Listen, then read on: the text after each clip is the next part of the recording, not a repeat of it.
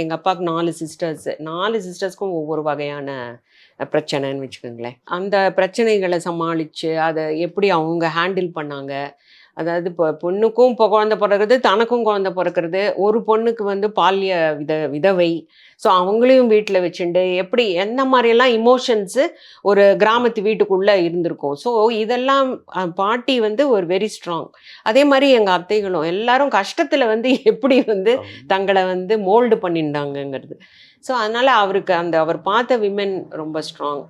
R அவங்க பார்த்த அந்த விமெனுக்குள்ள ஸ்ட்ராங்காக இப்படி இருந்தால் இவ்வளோ நல்லா இருந்திருக்குமேனு சில முடிவு அவர் முரணாக யோசிச்சும் அவரோட கேரக்டர்ஸ் பண்ணியிருக்கலாம்.